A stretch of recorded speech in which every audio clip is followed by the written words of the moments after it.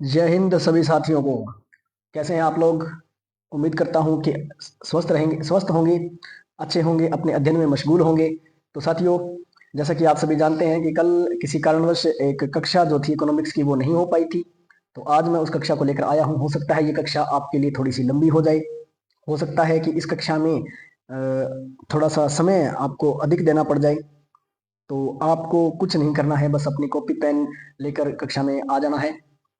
ठीक है, यहाँ पर आज बहुत कुछ सीखने को मिलेगा।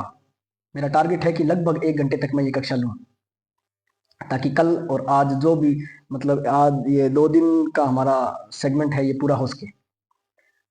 इससे पहले राजस्थान के मंदिर की मैंने एक कक्षा अपलोड की थी, उसको इतना अधिक प्रेम देने के लिए बहुत बहुत धन्यवाद। आप ही के सहयोग से, आप ही के प्रेम से, आप ही के साथ से ये जो हमारा छोटा सा परिवार जो ये बना है ये आगे बढ़ेगा। उम्मीद करता हूँ कि आप तो आज की इस कक्षा में मैं इकोनॉमिक्स का एक छोटा सा सेगमेंट आता है। वैसे तो छोटा सा सेगमेंट इसको कह सकते हैं, लेकिन ये बहुत ही ज़्यादा इंपॉर्टेंट हो जाता है एक कक्षा 11, कक्षा 12 और जो एक कह सकते हैं कि कंपटीशन के विद्यार्थी के लिए। ठीक है, तो ये जो सेगमेंट मैं आज एक आपके सामने लेकर आया हूँ, इसको राष्ट्रीय आय का नाम दिया गया है। राष्ट्रीय आय, नेशनल इनकम नाम दिया गया है इसको। ठीक है, राष्ट्रीय आय, राष्ट्रीय आय, नेशनल इनकम, देशी वेतन के रूप में इसको जाना जाता है। ठीक है, चलिए सबसे पहले इसके बारे में छोटी सी चर्चा करते हैं। इसका अर्थ क्या है, अवधारणाएं कहाँ से आई है, कैसी अवधारणाएं हैं, क्या क्या होता है इन अवधारणाओं में, सबसे पहले किसने राष्ट्रीय आय की गणना की थी। ठीक है, तो इस प्रकार के आंकड़ों पर हम चर्चा करेंगे। देखिए, राष्ट्रीय आय की गणना की अगर मैं बात करूं तो सबसे पहले अगर प्रति व्यक्ति आय और राष्ट्रीय आय की गणना का अगर मैं बात तो आपके सामने थोड़ी सी बात करूं, तो ये व्यक्ति थे दादा भाई नारोजी। ठीक है, इस व्यक्ति ने सबसे पहले राष्ट्रीय आय की गणना की थी भारत में। अब मैंने पहले भी आपको बताया कब की थी, तो इसको आप कमेंट में मुझे पुनः एक बार याद दिलवाइए मुझे कब की थी। पहला क्वेश्चन यहाँ से आ गया आपका। ठीक है, ये प्रथम क्वेश्चन है आपके लिए। चलिए, दूसरा, दादा भाई नारोजी पर ही हम बात कर लेते हैं कि दादा भाई नारोजी को the great grand old man of India क्या कहा जाता था? The great grand old man of India, ये कहा जाता था इसको, इस व्यक्ति को, यानी कि इनको, सॉरी, दादा भाई नौरोजी जो थे इनको the great grand old man of India के नाम से सुशोभित किया गया है। ठीक है, एक उपाधि दी गई है ये, the great grand old man of India. ठीक है, यानी कि भारत का वयोवृद्ध नेता। चलिए आगे चलते हैं। स्वतंत्रता प्राप्ति के बाद जो राष्ट्रीय आय का अनुमान लगाने के लिए भारत सरकार ने किसको नियुक्त किया? ठीक है, तो यह एक समिति थी, राष्ट्रीय आय समिति। कौन सी समिति थी? राष्ट्रीय आय समिति, राष्ट्रीय आय समिति। स्वतंत्रता प्राप्ति के बाद में राष्ट्रीय आय समिति, भारतीय सरकार जो भारत सरकार थी उसने एक राष्ट्रीय आय का अनुमान लगाने के लिए समिति का गठन किया था। ये समिति का गठन हुआ था 1949 में। ठीक है, अब आप मुझे एक और चीज कमेंट में बताओ कि भारत स्वतंत्र कब हुआ था। ठीक है, इसके साथ ही पाकिस्तान कब स्वतंत्र हुआ था ये भी बताइए, और किस समझौते के तहत भारत को स्वतंत्र किया गया था। किस समझौते के तहत भारत को स्वतंत्र किया गया था वो भी आप मुझे कमेंट में बताएंगे। ये जो राष्ट्रीय आय समिति थी, इसके जो अध्यक्ष थे, इसके अध्यक्ष वो थे P C P C Mahalanobis, Mahalanobis,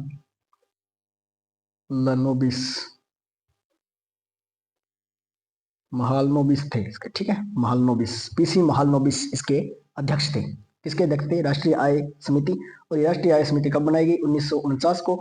और इसके अध्यक्ष कौन थे? पीसी महालनोबिस। और ये किसने बनाई थी? भारत सरकार। ठीक है, आपको ये ध्यान रखना है, भारत सरकार। राष्ट्रीय आय भारत सरकार के अंतर्गत होती है। ठीक है, चलिए अब देखिए राष्ट्रीय आय होता क्या है, राष्ट्रीय आय का क्या अर्थ क्या है या परिभाषा क्या है इस राष्ट्रीय आय की। तो लिखिए इसमें, देखिए राष्ट्रीय आय क्या होता है कि जैसे एक वर्ष के दौरान कुछ आर्थिक क्रियाएं, ठीक है, कर दी व्यक्ति ने, यानी कि एक वर्ष के दौरान आर्थिक क्रिया, आर्थिक क्रियाओं के, आर्थिक क्रियाओं के परिणाम स्वरूप अंतिम उत्पादित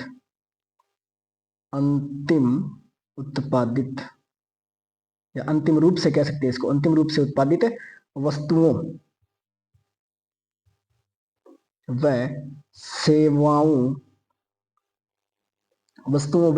सेवाओं के मौद्रिक मूल्य को क्या कहा जाता है? राष्ट्रीय आय। मौद्रिक मूल्य बाजार मूल्य को ही कहते हैं, याद रखना। ठीक है, मौद्रिक मूल्य, मुद्रा मूल्य, मुद्रा कहाँ होगी? बाजार में, तो बाजार मूल्य कह देते हैं इसको। ठीक है, कि मौद्रिक मूल्य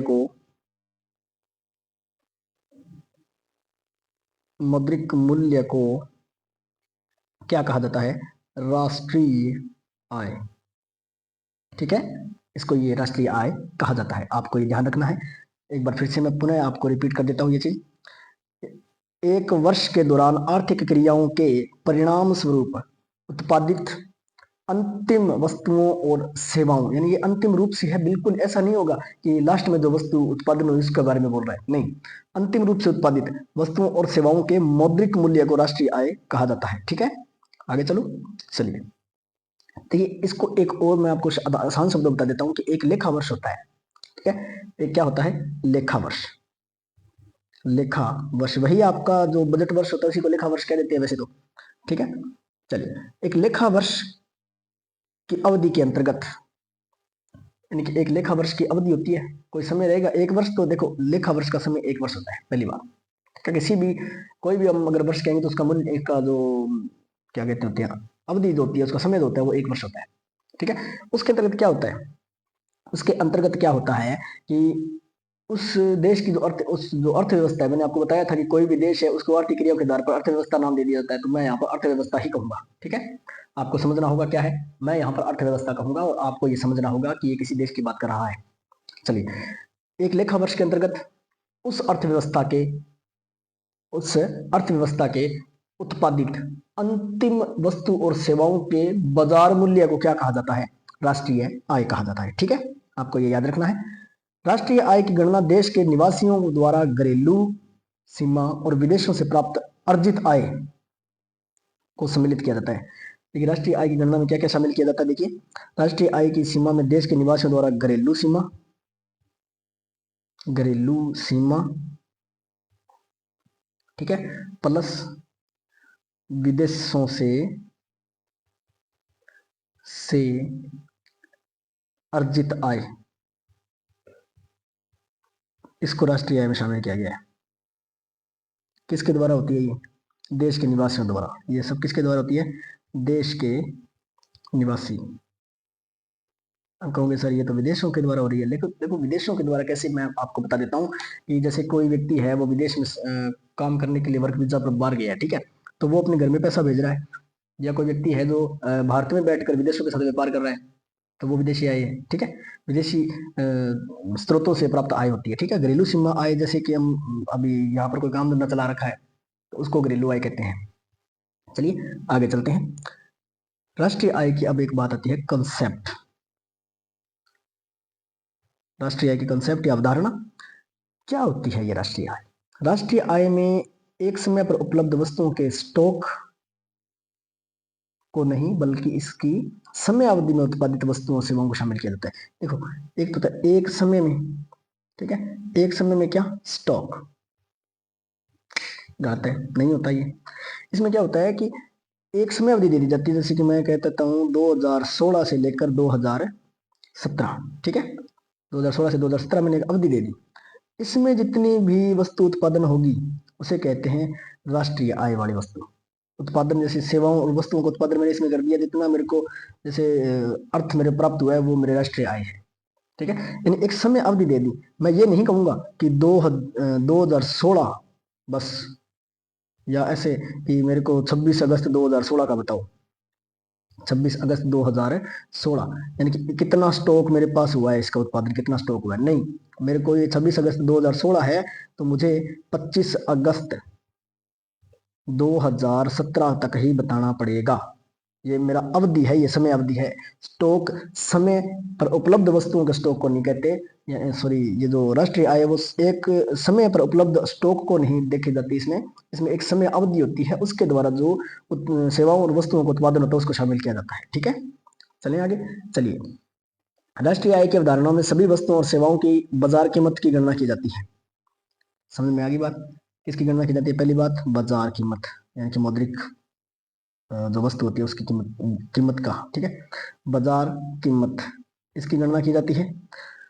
बाजार कीमत की गणना की जाती है, सभी वस्तुओं और सेवाओं की बाजार कीमत की ही गणना की जाती है।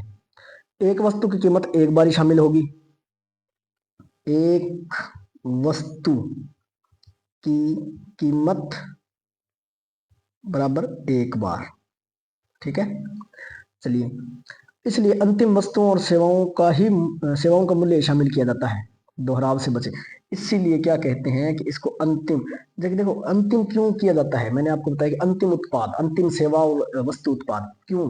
कारण है कि कोई भी वस्तु जो है वो दो बार काउंट ना हो जाए, इसलिए अंतिम वस्तु का, ठीक है, दोहराव से बचने के लिए। चलिए, राष्ट्रीय आय की अवधारणाएं, कुछ अलग अलग अवधारणाएं हैं जिसमें आपने कई बार पढ़ा होगा। सकल घरेलू उत्पाद, पहली अवधारणा सकल घरेलू उत्पाद, आलियो अंग्रेजी में बोले तो जीडीपी, ठीक है। अब दूसरी है सकल राष्ट्रीय उत्पाद, सकल राष्ट्रीय उत्पाद, इसको क्या कहा जाता है? जीएनपी, ठीक है। उसके बाद है शुद्ध शुद्ध घरेलू उत्पाद होता है, ठीक है, शुद्ध घरेलू उत्पाद,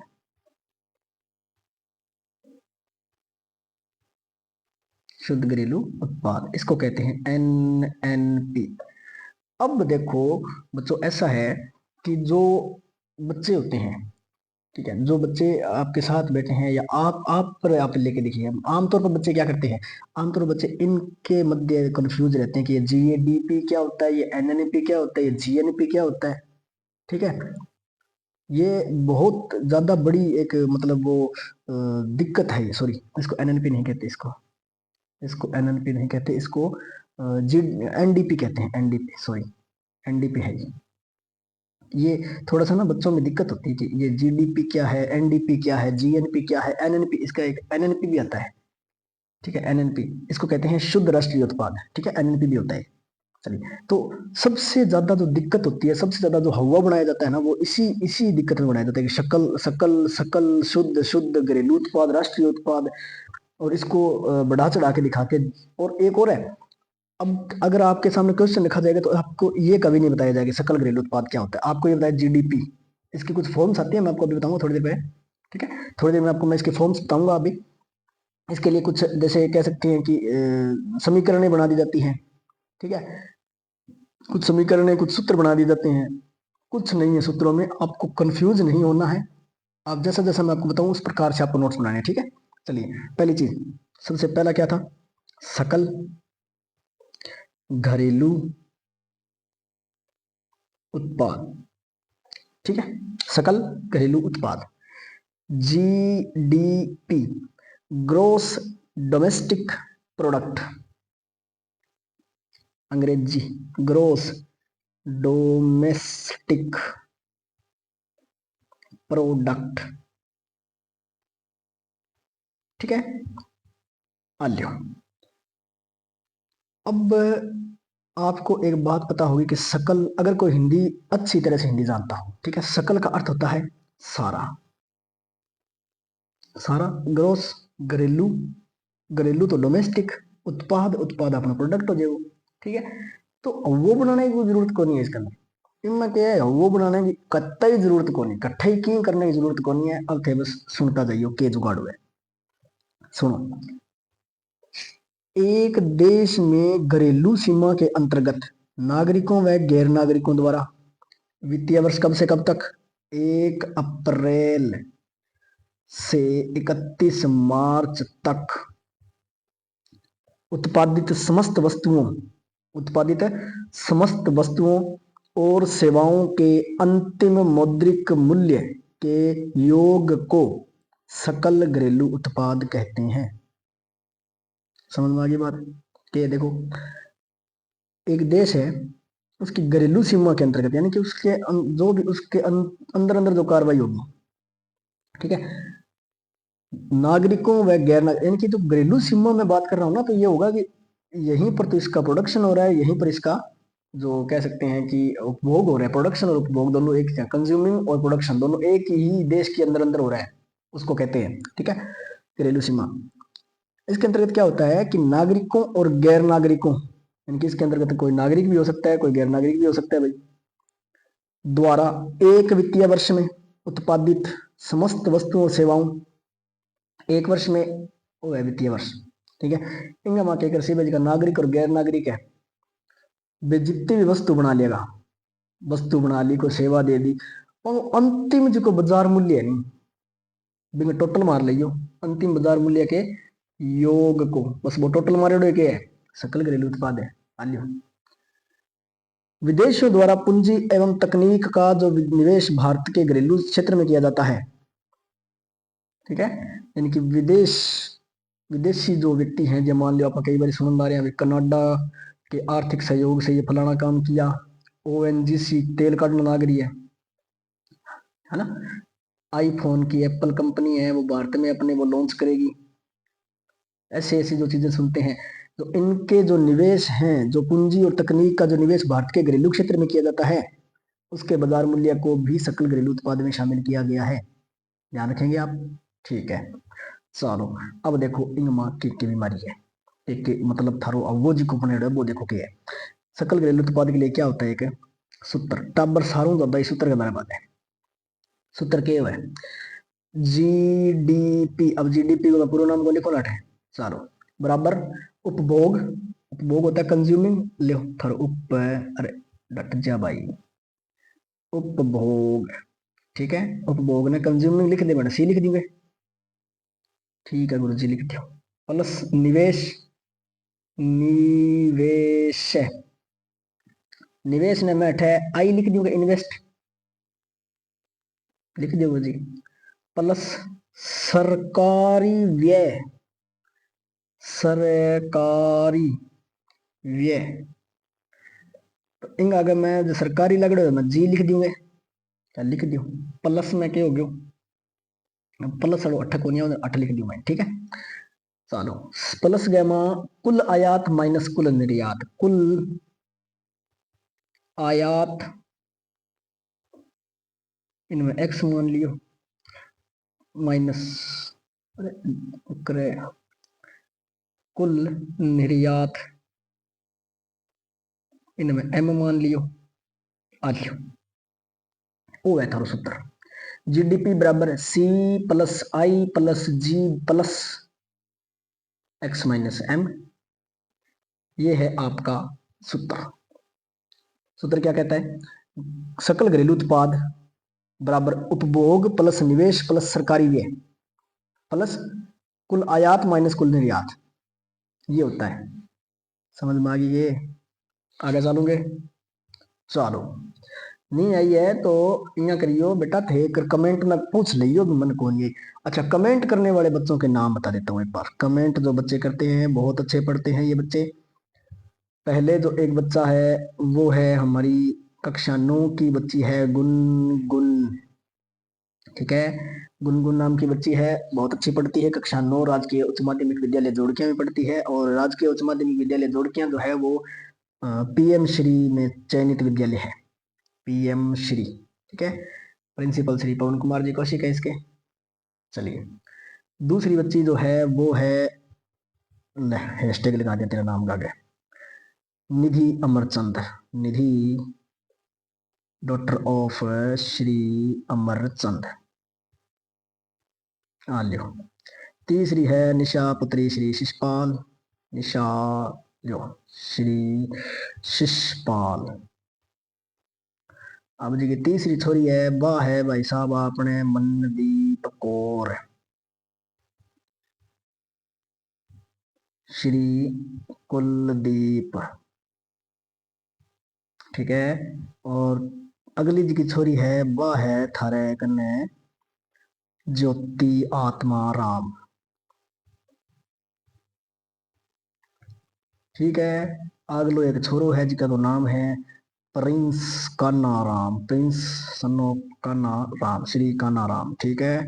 चलिए, प्रिंस की एक खास बात है कि प्रिंस गत वर्ष हुई NMMS परीक्षा, यानी कि पिछले से पिछले वर्ष हुई थी एक NMMS परीक्षा, उसमें इस व्यक्ति ने राज्य स्तर पर भाग लिया है। राज्य स्तर पर इसने, इसका मतलब थोड़ा चयन उसका कह सकते हैं कि चयन हुआ है राज्य स्तर पर, इसकी मेरिट बहुत अच्छी आई थी, तो प्रिंस को बहुत बहुत शाबाशी। चलिए आगे चले। चलो, सकल घरेलू उत्पाद के बाद में है सकल राष्ट्रीय उत्पाद, सकल राष्ट्रीय उत्पाद। चलो, सकल राष्ट्रीय उत्पाद क्या कहता है? सकल राष्ट्रीय उत्पाद कहता है कि एक देश के नागरिकों द्वारा घरेलू सीमा के अंदर अथवा बाहर, ठीक है, घरेलू सीमा के अंदर या बाहर, ठीक है, एक निश्चित समय अवधि, यानी कि मैंने एक समय अवधि ले ली, समय मैंने ले लिया T1 से लेकर T2, यह निश्चित समय अवधि है, ठीक है। निश्चित समय अवधि सामान्यतः 1 वर्ष, चलो भी 1 वर्ष मान लीजिए, में उत्पादित अंतिम वस्तुओं और सेवाओं के मूल्य को सकल राष्ट्रीय उत्पाद कहते हैं। अब एक बात ध्यान सुन लियो टाबरो, जो चीज देश के अंदर अंदर रहेगी, घरेलू सीमा के अंतर्गत रहेगी, उसमें नागरिक गैर और हमारे देश के नागरिक आ सकते हैं, लेकिन होना क्या चाहिए? जैसे मैंने मान लिया ये भारत बना दिया, सपोज कीजिए ये एक भारत का नक्शा है, ठीक है, ये भारत का नक्शा है, मान लीजिए भाई,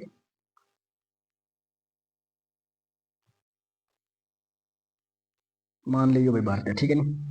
चलो, अब देखो, अगर इस भारत के अंतर्गत अंदर अंदर कोई काम हो रहा है, भारत के अंदर अंदर कोई काम हो रहा है, लेकिन हो किसके द्वारा रहा है? एक तो इंडियन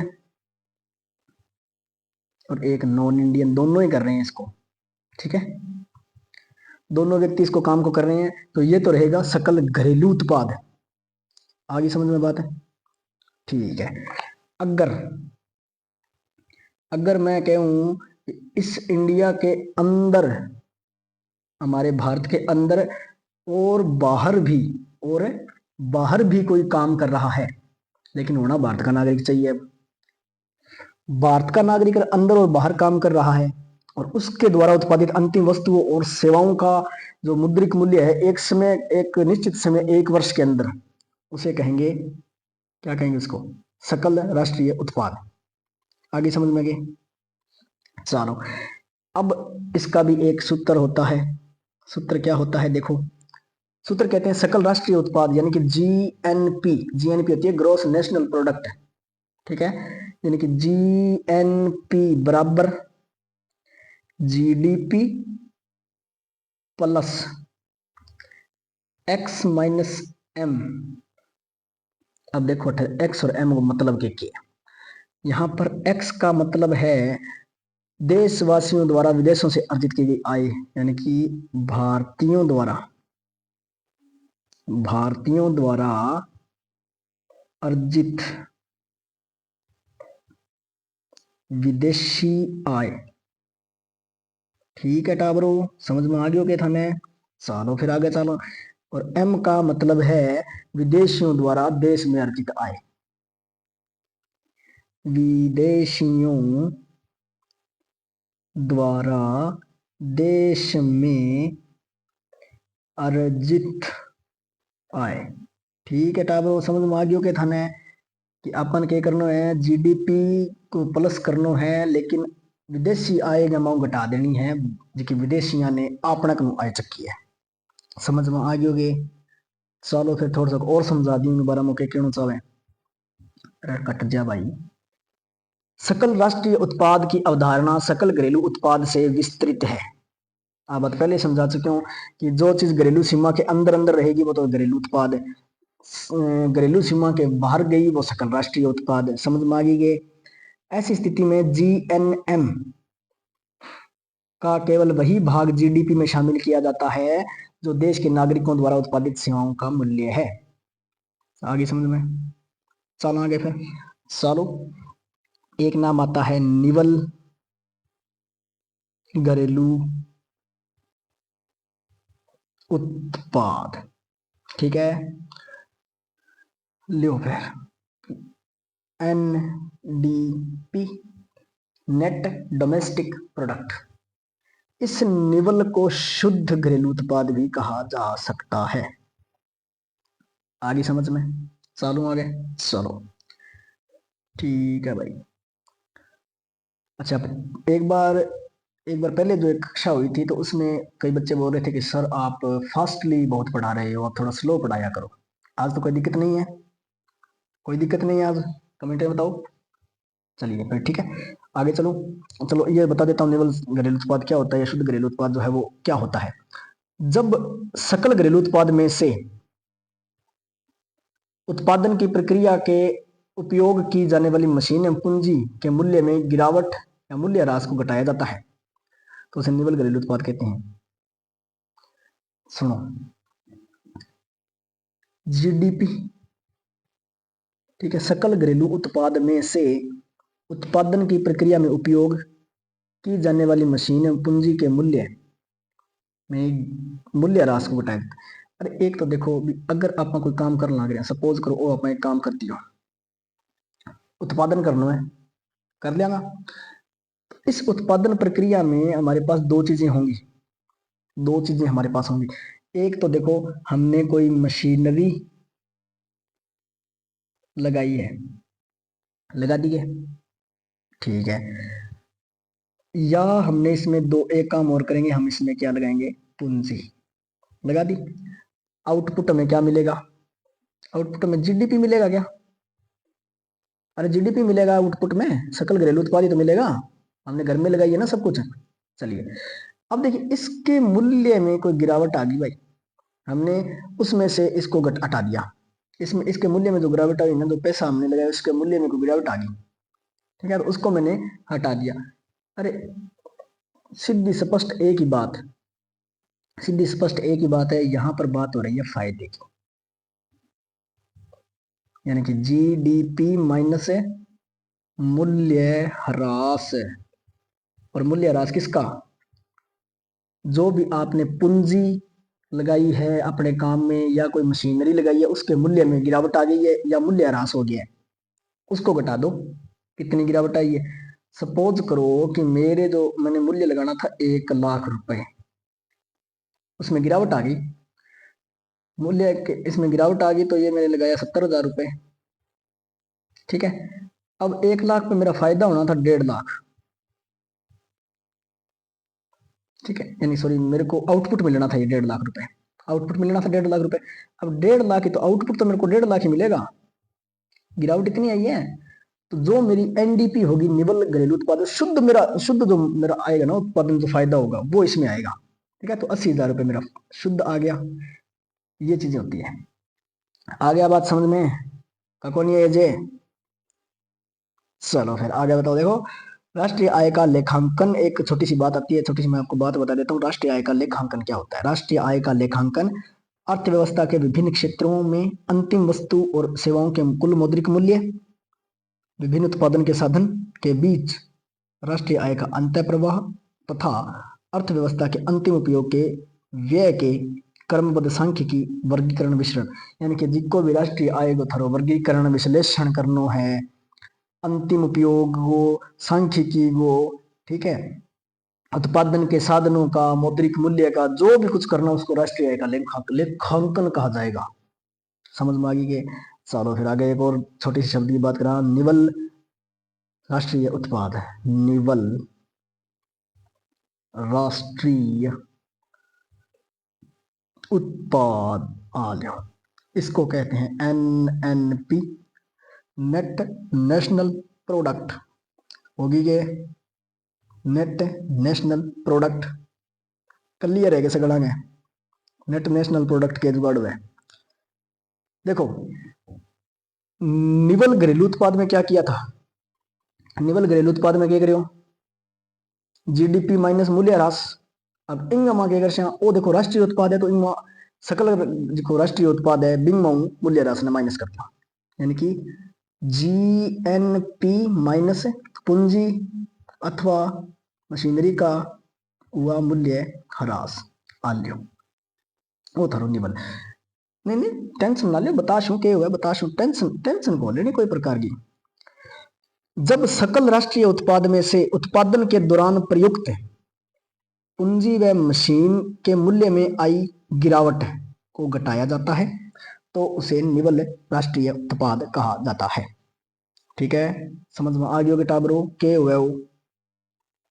अब थाने मैं यहाँ कौन बताऊं सकल राष्ट्रीय उत्पाद के हुए कि वो पहला बता चुके हूँ, अभी थोड़ी देर पहले बता चुके हूँ, समझ में आ गई है। ठीक है भाई, ठीक ठीक ठीक, हाजरी लगा दी वहां भी कौन कौन क्लास में देखने लग रहे नाम नूम सारो थरो हो जाना चाहिए अंदर, समझ में आ गई क्या बात है। हाँ, इसके बाद में देखो हम कुछ छोटे छोटे टॉपिकों की चर्चा करेंगे, छोटी छोटी बातें हैं। देखो एक तो है बाजार कीमत, हम थोड़ी कई देर होगी बात करते हैं बाजार कीमत, मुद्रिक आय बाजार कीमत मुद्रिक की कीमत है नहीं। चलो फिर आ जाओ सुन लो बाजार कीमत क्या होती है। बाजार कीमत या चलो बाजार कीमत या मौद्रिक कीमत, ठीक है, मुद्रिक छपेड़ी मुद्रण होड़ी छपेड़ी कीमत है भाई, वह मौद्रिक कीमत बाजार कीमत अंकित मूल्य था रो। जिस मूल्य पर क्रेता क्रेता के हुए खरीदने वालों और विक्रेता बेचने वालों, जिस मूल्य पर क्रेता कोई वस्तु को खरीदने पर और विक्रेता बेचने पर सहमत हो जाता है उसे उस वस्तु की बाजार कीमत कहते हैं। अर्थ है सब्जी लेने जाओ नहीं, कभी भी सब्जी लेने जाओ तो मान के चलो थारे पिताजी ने कोई कह दिया कि 40 रुपया का, अरे किन्ने क्यों रहे 40 रुपया का किलो है जी सेब, तो तेरे पिताजी ने जी कौन दू 40 कौन दू ले बता भाई, 20 दिया तो देख बात कर ले, 20 रुपया किलो दिया तो बात कर। वो कहना भाई जी 35 ले जाओ, कहना 20, भाई जी 30 ले जाओ, कहना 20, क्या चलो ना थारी ना मेरी 25 ले जाओ, 25 पर दोनों राजी हो गया। थारे पिताजी का चल ठीक है 25, वो का 25। अब जिस कीमत पर ये दोनों राजी हो गए हैं, दोनों की सहमति हो गई है, वो कीमत कहलाती है आपकी बाजार कीमत। ठीक है, चलिए इसके बाद में देखिए एक चीज और होती है जिसे कहते हैं साधन लागत। साधन लागत, साधन लागत, अरे बाजार कीमत है मार्केट प्राइस है, हाँ भाई मार्केट प्राइस ही है। साधन लागत, साधन लागत होती है फैक्टर कॉस्ट, फैक्टर कॉस्ट। अब ये फैक्टर कॉस्ट क्या होती है देखो, जब किसी वस्तु के उत्पादन में 4 साधनों भूमि श्रम पूंजी और परिश्रमी का प्रयोग किया जाता है और उक्त चारों साधनों पर आने वाली कुल लागत के योग को उत्पादित मात्रा से भाग देने पर जो भी लागत सामने आती है उसे साधन लागत कहते हैं। देखो टावरो बात है यहाँ, किसी वस्तु में 4 साधन लगते हैं भाई, मतलब उत्पादन करने में उद्योग धंधे लगाने में कोई छोटी मोटी चीज थोड़ी है, उद्योग धंधे लगाने हैं अपने को, है ना। तो 4 चीजें लगती है, सॉरी एक मिनट। पहली चीज भूमि लगती है, दूसरी चीज भूमि लाग से ना थोड़ा सा तो श्रम लागेगो, थारी लेबर लागेगी, है नी, प्लस गैमा बटा थारी पूंजी भी लाग सी, और प्लस गैमा कई लोग लागेगा उद्यमी। उद्यमी के हुए देखा उद्योग करने वाला व्यक्ति उद्यमी के हुए। अब आ चारा भाई यहाँ पर जितनी भी थारी थारो पीस हो लागेड़ो है, ठीक है, यानी कि कोई भूमि थे लीज पर ले रखी है, कोई व्यक्ति है जो कह दी हमारी तो लेबर इतनी है 500 रुपये लेशा, उद्यमी कोई लोग कारीगर स्पेशल कारीगर आवे कई वे उद्यमी हुए। श्रम जी को बे मतलब कारीगर न्यारा हुए, बहुत सारा ठेकेदार न्यारो हुए, वो अलग चीज हुए। पूंजी पीस हो लागेड़ो, समझ में आ गई के।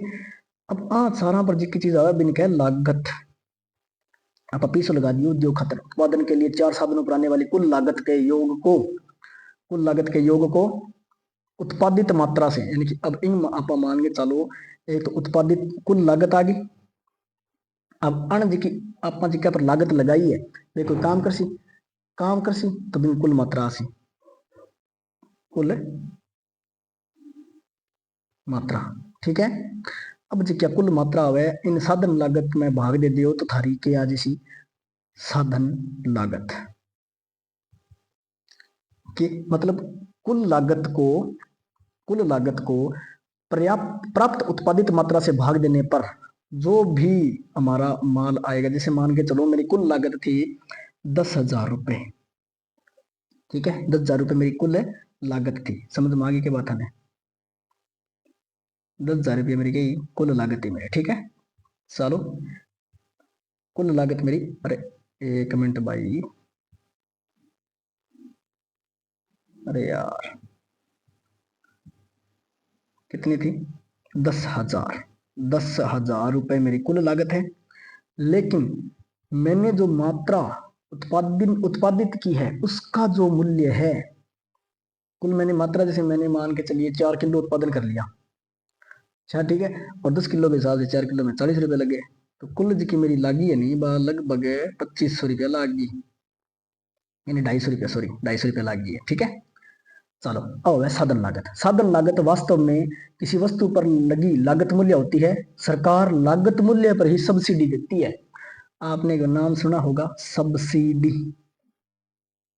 बस बस सब्सिडी थारी लागत मूल्य पर मिला। सब्सिडी क्या है, एक प्रकार की छूट होती है, छूट यानी कि आपने कितना लगाया है उसमें टोटल लागत कितनी है, सब्सिडी दी है सरकार। उदाहरण के लिए आजकल जो इंदिरा गांधी वाले मकान बन रहे थे पीछे, आपने देखा होगा कि हमारे तो मकान आए थे, हमारे पशुओं के लिए छप्पड़ आए थे, सुने हैं क्या, टीनी की छत आई गए, हाँ, तो वहां खतरे के हो सरकार ने कुछ सहायता दी, ठीक है, तो वो जो सहायता आपको दी थी ना उसे कहा गया था लागत, साधन लागत, यानी कि कुल लागत पर जो सब्सिडी दी गई है उसे साधन लागत कहा गया था। तो भाई साहब साधन पर थारी लागनी है, आगे बात समझ में, साधन पर थारो इतो समान लाग सी, बाकी जी को एक्स्ट्रा देना नहीं, वो थाना आपने देना पड़ेगा, वो है, ठीक है। आगे बात समझ में। अब देखो एक बात मैं बताऊं थाने, ताबरो ध्यान सुनियो, राष्ट्रीय उत्पाद गणना संबंधी कुछ सूत्र है, सूत्र है। अब मैं थाने यहाँ कौन बताऊंगा, अभी एमपी के हुए एफसी के हुए, समझ में आ गई नहीं, एमपी क्या होता है एफसी क्या होता है आपको सब पता चल गया है, समझ में आ गई के एमपी कहूंगा तो मार्केट प्राइस होएगा, एफसी कहूंगा तो फैक्टर कॉस्ट होएगा, साधन लागत होएगी, ठीक है। अगर मैं एनडीपी कहूंगा तो थाने पता हो जाएगा क्या हुआ है। चलो अब देखो पहलो जी को सूत्र है, पहला सूत्र क्या कहता है, एम पी बराबर एफ सी प्लस सब्सिडी, आ लियो वो एम पी है, मार्केट प्राइस, यानी कि साधन लागत प्लस में सब्सिडी, दोनों चीजें मिलेगी तो लाभ ही लाभ है। चलो दूसरो जीडीपी, जीडीपी और इंगे पगांग में लिखूंगा एमपी, ओ के बीमारी है, देश की सीमा के अंदर अंतिम वस्तुओं सेवाओं के बाजार मूल्य पर जीडीपी का आकलन, यानी कि यह है एक जीडीपी का आकलन, आकलन कहाँ, जीडीपी का आकलन कहाँ है, ये देश की सीमा के अंदर, ठीक है, देश की सीमा के अंदर अंतिम वस्तुओं और सेवाओं के बाजार मूल्य पर जीडीपी का आकलन है, ठीक है, बाजार मूल्य पर ध्यान रख लियो।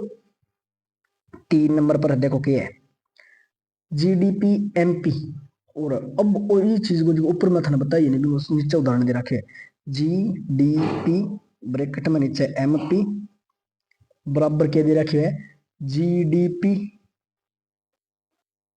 एफसी प्लस अप्रत्यक्ष कर माइनस सब्सिडी, आलियो समझाऊंगा कौन है, मैं ऊपर पूरा समझा चुके हूँ, कटी थारजीमा होनी समझावा लो मैंने है, समझा चुके हूँ, समझ लियो अब अपी। जीडीपी एमपी के हो, जीडीपी एफसी के जुगाड़ हुए, अप्रत्यक्ष कर, हाँ ओ बता सकूंगा भाई, वे कर जो आपसे प्रत्यक्ष न लेकर किसी अप्रत्यक्ष तौर पर आपसे लिए जाते हैं, जिसमें एक कर है जीएसटी, ध्यान रख लीजिए, ठीक है। हर एक चीज प्रसार को मैं प्रत्यक्ष रूप कर ले सालो इन बाद में है GDP, नीचे फिर FC आ जाएगो बराबर GDP, नीचे फिर MP आ जाएगो माइनस अप्रत्यक्ष कर प्लस सब्सिडी। आ लियो, आ गयो समझ में गए? हाँ ये याद करेड़ा है बेटा मेरा, ये कौन आवे आइया। बाद में GDP-FC, ये तो आई गया दोबारा, ठीक है। देखो GDP-FC क्या होती है, जहां पर GDP-FC बराबर देश की सीमा के अंदर अंतिम वस्तुओं और सेवाओं के लागत, साधन लागत पर GDP का आकलन, ठीक है, साधन लागत पर GDP का आकलन। और GDP-MP देशवासियों द्वारा उत्पादित अंतिम वस्तुओं और सेवाओं के बाजार मूल्य पर GNP का आकलन, और GNP-MP है।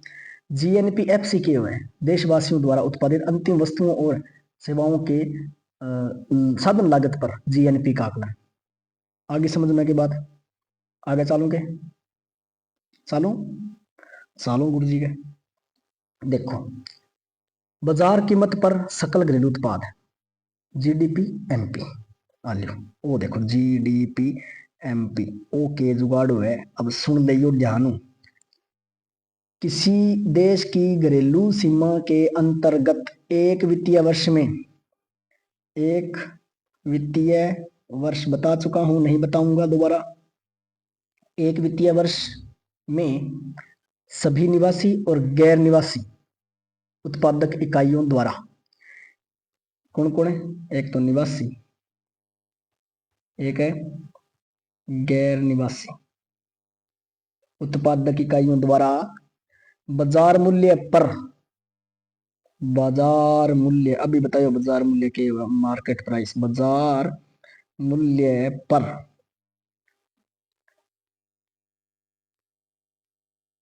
व्यक्त मूल्यवर्धनों का योग, मूल्यवर्धन के हुए। अब सुनो, संपूर्ण अंतिम वस्तुओं और सेवाओं का बाजार मूल्य ही कीमत पर संपूर्ण अंतिम वस्तुओं या सेवाओं का बाजार मूल्य ही बाजार कीमत पर सकल घरेलू उत्पाद कहलाता है। समझ में आ गई है? संपूर्ण अंतिम वस्तुओं और सेवाओं का बाजार मूल्य, ठीक है, बाजार मूल्य पर संपूर्ण, अरे तेरी दोबारा देखो इस चीज में, घरेलू सीमा के अंतर्गत एक वित्तीय वर्ष में सभी निवासी और गैर निवासी उत्पादक इकाइयों द्वारा संपूर्ण अंतिम वस्तुओं और सेवाओं का बाजार मूल्य बाजार कीमत पर क्या कहलाता है, सकल घरेलू उत्पाद कहलाता है। अब बात समझ में आ गई है? वित्तीय वर्ष 1 अप्रैल से 31 मार्च, ध्यान हो गए, ठीक है। देश की घरेलू अर्थात आर्थिक सीमा के अंतर्गत देश की भौगोलिक, राजनीतिक तथा समुद्री सीमा, वायुमंडल सीमा अंतर्गत जल क्षेत्र तथा शेष विश्व के में सीमा अंतर्गत विदेशी अंत क्षेत्र जैसे दूतावास, सैनिक अड्डे आदि शामिल होते हैं, ठीक है। उदाहरण दे दूं, सपोज करो एक किसान है, वो 1000 रुपया कपास उत्पादन कर लाग रहे हैं। कितने रुपया कपास उत्पादन कर लियो, 1000 रुपया, ठीक है। एक धागो बनाने वाली कंपनी, धागा बनाने वाली कंपनी ने इसको क्रय करके धागा बनाया जाता है, हेलो, खरीद लिया भाई, कंपनी ने धागा बनाया, धागे को 2000 रुपये में बेच दिया भाई। कपड़ा बनाने वाली कंपनी ने इसको क्रय किया, फिर खरीद लिया, खरीद कर इसको क्या किया, कपड़ा बनाकर 3000 में बेच दिया, गुच्छी। समझ में आई है? एवं अंत में रेडीमेड शर्ट निर्माता कपड़े को क्रय करके शर्ट बना लिया, फिर खरीद लिया बेटा,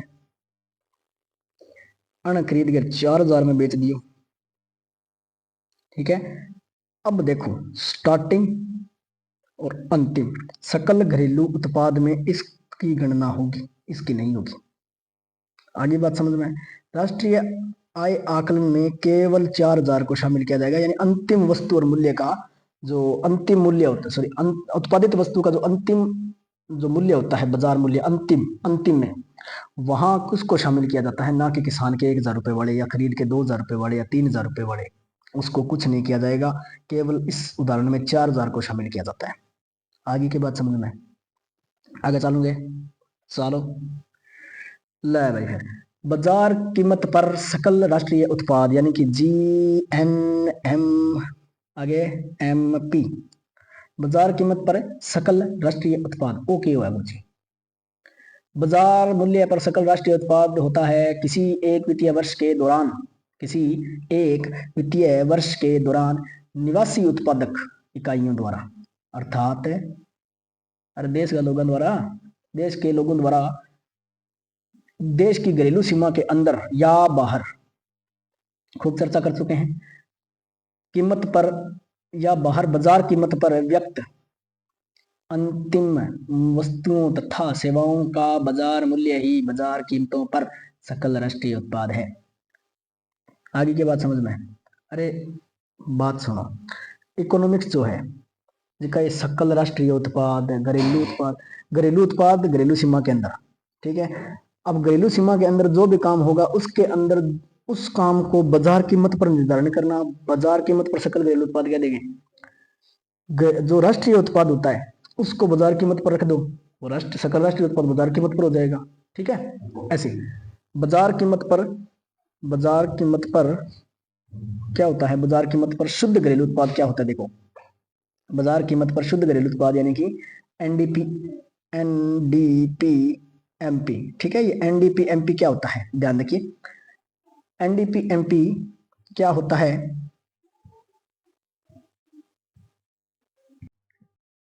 NDP MP क्या होता है, देखिए NDP MP यानी कि net domestic product at market price, बाजार कीमत पर शुद्ध घरेलू उत्पाद, समझ में आ गई है। शुद्ध घरेलू उत्पाद वही है जो पहला पढ़ गया यार, लेकिन अब इनके करना बाजार की कीमत पर ढक देना है, बाजार की कीमत पर जो चढ़ा देगा बस वो फिर बाजार कीमत पर शुद्ध घरेलू उत्पाद हो जाएगा। आगे बात समझ में, आगे चलूंगे, सुनो क्या है, चलो सुनो फिर। जब किसी वस्तु एवं सेवा का उत्पादन किया जाता है तो उत्पादन प्रक्रिया में उत्पादन के साधनों का प्रयोग किया जाता है। आगे बात समझ में, उत्पादन के साधनों का प्रयोग किया जाता है। उत्पादन प्रक्रिया के दौरान उत्पादन के साधनों के मूल्य में कमी होती है, ठीक है, जिसे मूल्य ह्रास कहा जाता है। बाजार कीमत पर सकल घरेलू उत्पाद में से मूल्य ह्रास घटा दो, वो बाजार कीमत से शुद्ध घरेलू उत्पाद हो जाएगा, ठीक है। बाजार कीमत पर शुद्ध राष्ट्रीय उत्पाद क्या हुआ, देखो बाजार कीमत पर शुद्ध राष्ट्रीय उत्पाद NNP MP, मार्केट प्राइस पर NNP देखना चाहिए। बाजार कीमत पर शुद्ध राष्ट्रीय उत्पाद से आशय है किसी एक देश में वित्तीय वर्ष के दौरान उस देश के निवासियों द्वारा देश की घरेलू सीमा में अथवा देश की घरेलू सीमा के बाहर किए गए वस्तुओं एवं सेवाओं के अंतिम उत्पादन के मौद्रिक मूल्य से है। इसमें देश के निवासियों द्वारा विदेशों से अर्जित आय को जोड़ा जाता है एवं विदेशी नागरिकों द्वारा देश में अर्जित आय को घटा लिया जाता है। यानी कि आप पढ़ लीजिए कि बैंक मुकरशिया नहीं, आप जी की विदेश मुआय कर बिन तो जोड़ देगा और विदेशी जी की आप पढ़ला मुकरशी बिन बेटा घटा देगा, ठीक है। इस अंतिम उत्पाद मूल्य से ह्रास की राशि को निकाल लिया जाता है, यानी कि वो जो काम कर तो भी ह्रास हो जाएगा, यानी कमी हो जाएगी, बिन निकाल दे बारे बच्चे जी को शुद्ध राष्ट्रीय उत्पाद है। आगे बात समझ में आ गए, आगे चलोगे, आगे के कुछ अरे दिखाओ। साधन लागत पर सकल राष्ट्रीय उत्पाद, अरे same to same ditto copy काम है, बस बंग मां साधन लागत पर करते हो, जितना भी काम है सकल राष्ट्रीय उत्पाद साधन लागत पर। तो साधन लागत पर जो भी कुछ काम होना है वो आप करांगा काल। तो आज की आ क्लास थाने किसी की लगी है, सारा जना कमेंट करियो, सारा जना लाइक करियो, फैला दियो क्लास में जट्ठा जीतो उसका भी तो, ठीक है।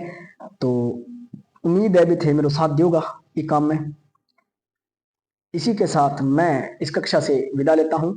आप स्वस्थ रहिए, मस्त रहिए, अपने अध्ययन में सुचारू रूप से जुटे रहिए और सफलता आपके कदम चूमे। मैं इसी एक आस के साथ, इसी एक कामना के साथ आपसे कल फिर रूबरू होऊंगा। इसी के साथ आज की इस कक्षा को मैं समाप्त करता हूं। जय हिंद, जय भारत।